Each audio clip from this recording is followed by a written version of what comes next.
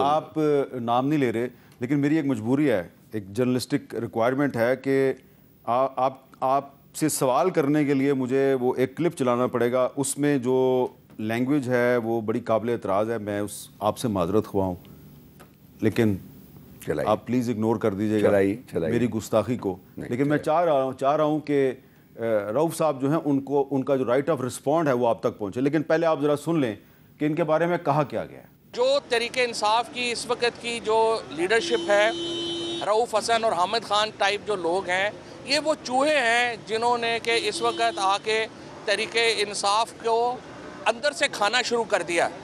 اور میں یہ سمجھتا ہوں کہ یہ جو پیڈ سپوکس پرسن ہیں اور یہ جس طرح سے حامد خان ٹائپ لوگ ہیں, جب تک تحریک انصاف ان سے جان نہیں چھڑاتی ایک مضبوط اپوزیشن کا کردار ادا نہیں کر سکتی. اور عمران خان کو بھی چونکہ انہی لوگوں کا ایکسس ہے, ان کو غلط مشورے دیے جا رہے ہیں. سوری سر, لیکن پیڈ سپوکس پرسن کہہ رہے ہیں اور ایک اور لفظ انہوں نے استعمال کیا وہ میں ریپیٹ نہیں کرتا. ریٹس تو وہ ہوتے ہیں جو jump the ship when it is wobbly and it is sinking. تو ریٹس تو یہ ہیں کیونکہ انہوں نے شپ جو ہے وہ جمپ کیا ہوا ہے. نمبر ایک بات. نمبر دو, یہ پیٹ کے اوپر میں کامنٹ نہیں کروں گا because it is so ridiculous کہ میں سمجھتا ہوں کہ میرے لیے چھوٹا پان ہوگا کہ میں اس کا جواب دوں. دیکھیے میرے پاس یہ ہے, اگر آپ چاہیں تو یہ بے شک چلا دیتی ہے. ان کے لیے جو صاحب جن کا آپ نے یہ سنایا ہے, ان کو باقاعدہ لاسٹ ایئر ٹرمینیٹ کیا جا چکا ہوا ہے. اور اس وقت اس جو لیٹر آف ٹرمینیشن ہے اس میں کہا گیا ہے کہ آپ نے ایک اور پولیٹیکل پارٹی جوائن کر لی ہے, اس لیے اب آپ کا پی ٹی آئی میں کوئی شعبہ نہیں ہے. سو ان کا کوئی رائٹ نہیں ہے. یہی کل ریزولوشن میں آیا کہ you have no moral right to comment on P T I. میں یہیں تک ہی کہنا چاہوں گا کیونکہ اگر میں کاؤنٹر ایکوزیشن پہ پڑ جاؤں گا تو میں I was S C P M in the ministry of information. Hamid صاحب مجھے بہت کچھ پتہ ہے, بہت کچھ پتہ ہے. حکومت ہماری یہ تھی, سو میں نہیں چاہتا کہ میں انڈائریکٹلی بھی اپنی حکومت کے بارے میں کچھ کہوں, لیکن انفارچونیٹلی بہت کچھ ہوا ہے. اور رہنے دیں اس کو. اچھا, میرا خیال ہے آپ پر اٹیک جو ہے وہ اندر سے بھی ہو رہا ہے, باہر سے بھی ہو رہا ہے.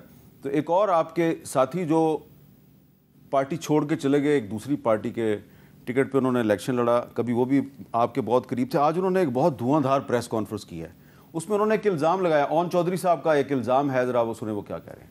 2016 میں ہم لنڈن جاتے ہیں اور وہاں پر ایک پی آر فرم ہائر کرتے ہیں. آج آپ دیکھتے ہیں کہ وہی صاحب وہاں بیٹھے پاکستان کے خلاف اسی پی آر فرم کو, ایسے لوگوں کو ایکٹیو کرتے ہیں جو anti state anti Pakistan movement میں ان کا ساتھ دے رہے ہیں. آپ کو پیسے جو دے رہے ہیں وہ ہمیں سب معلوم ہے. آپ کی منی ٹریل تک آپ کو ڈالروں میں جو پیسے ملتے ہیں, جو دبئی میں ملتے ہیں. آپ کا مقصد صرف یہ ہے کہ اس ملک میں انتشار پھیلے.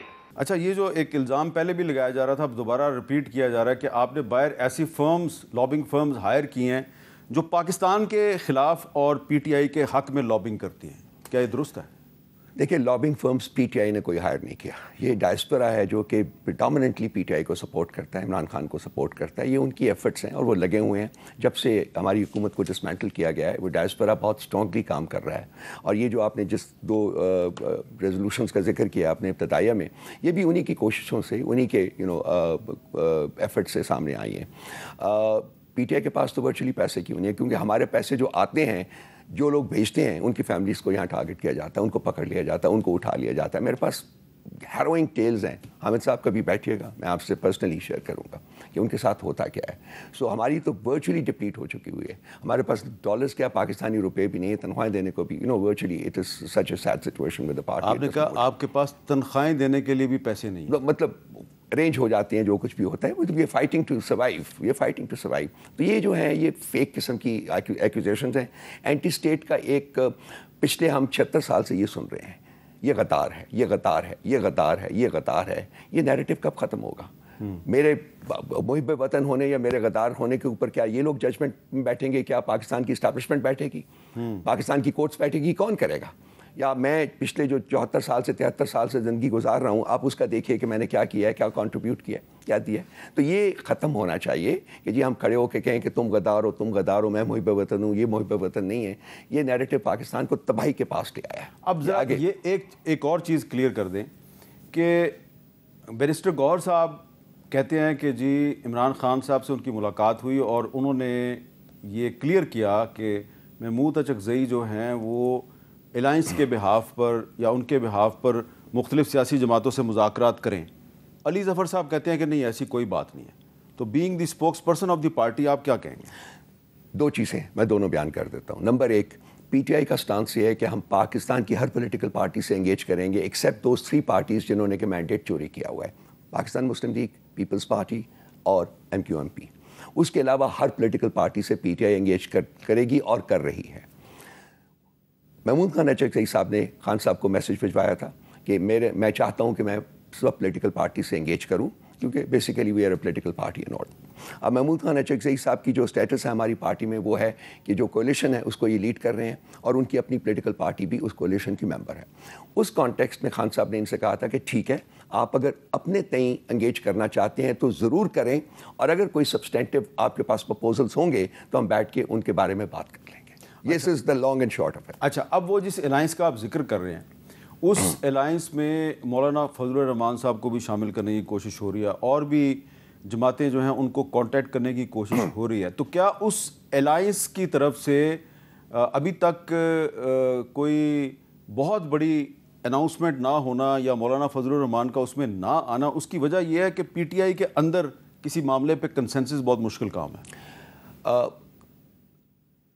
مولانا صاحب کی پارٹی اور ہماری پارٹی کا جو تعلق ہے میرا نہیں خیال کہ اس کو مجھے ایکسپلین کرنے کی ضرورت ہے. ماضی میں جو رہا ہوا ہے بہت بڑا خلا تھا ہم دونوں کے درمیان, تو پچھلے کچھ مہینوں میں جو یہ خلا کافی حد تک عبور ہو گیا ہے. ہم کافی ایک دوسرے کے ساتھ مطلب کافی یا آہنگی جو ہے وہ آئی ہے.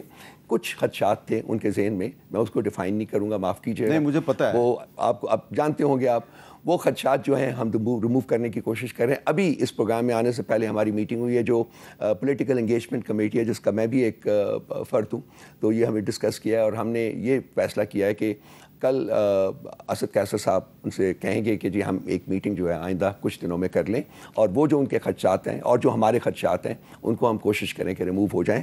میں آپ کو یہ بتا دینا چاہتا ہوں اور بڑے وثوق کے ساتھ بتانا چاہتا ہوں, Maulana Sahab is willing to go the full distance with us and we are willing to go the full distance with them. ٹھیک ہے, کچھ چھوٹے چھوٹے مسئلے ہیں. مثلاً ہم کہتے ہیں کہ مینڈیٹ ریسٹور ہونا چاہیے, وہ کہتے ہیں نئے الیکشنز کی طرف جانا چاہیے. یہ ایک ہمارے درمیان ہے جو کہ ہم انشاءاللہ تعالیٰ اس اپنے آئندہ آنے والی میٹنگ میں اور جمعرات کو جب ہم جائیں گے خان صاحب سے ملنے تو خان صاحب کی ڈائریکشن بھی ہم لیں گے اس مسئلے کے اوپر. یہ سب سے بڑا ایک ڈائیورجنٹ پوائنٹ ہے جس کو کہ ہم نے ریکنسائل کرنا ہے. مینڈیٹ کی ریسٹوریشن کی توقع آپ کو سپریم کورٹ سے ہے؟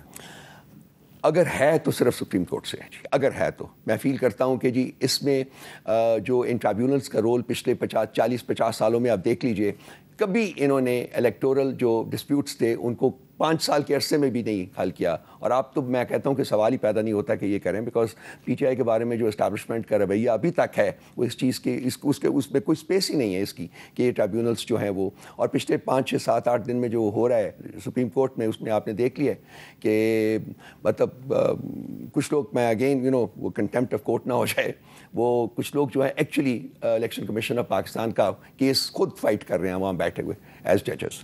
تو یہ معاملات اگر ہوں اور ایک نفرت کی جو دیوار ہے اس حد تک کھڑی کر دی جائے تو میرا خیال ہے کہ آپ انصاف کی توقع نہیں کر سکتے. لیکن اگر ہمیں توقع ہے تو وہ سپریم کورٹ لیول کے اوپر ہے, وہیں سے مل سکتی ہے, ادروائز نہیں. اچھا, اب آخر میں آپ یہ بتائیں کہ آپ کو لگ رہا ہے کہ اگلے 2 مہینے میں 3 مہینے میں عمران خان صاحب ریلیز ہو جائیں گے؟ ریلیز تو انہیں اگلے 15 دن میں ہو جانا چاہیے کیونکہ 4 کیسز میں سے ایک کیس رہتا ہے, صرف 3 میں ان کو ریلیف مل چکا ہوا ہے, بیل ہو چکی ہوئی ہے. وہ ہے عدت کا case which possibly is the most shameful case جو کہ پاکستان کی تاریخ میں کسی شخص کے خلاف کیا گیا ہے. اس میں بھی 3 ہفتے پہلے وہ ججمنٹ آ جانی تھی, لیکن جب ان کو پتہ چلا کہ ججمنٹ کیا ہے تو انہوں نے جج کے ساتھ جو کیا وہ آپ کے سامنے آپ کو پتہ ہے, چینج کیا. جج دوسرا آیا, اس نے ٹیکنیکل گراؤنڈس کے اوپر ہماری جو بیل اپلیکیشن تھی اس کو ناک آؤٹ کر دیا. اب 11 یا 12 تاریخ کو اس کیس کی ہے, اور اگر وہ میرٹ کے اوپر سنا جائے گا, ہائی کورٹ میں جانا ہے اب, تو میرا خیال ہے کہ خان صاحب کو ریلیف مل جائے گا. So technically theoretically potentially Khan صاحب آئندہ 15 سے 20 دن کے اندر رہا ہو سکتے ہیں. لیکن کیا وہ رہا ہوں گے, دیٹ از مور امپورٹنٹ.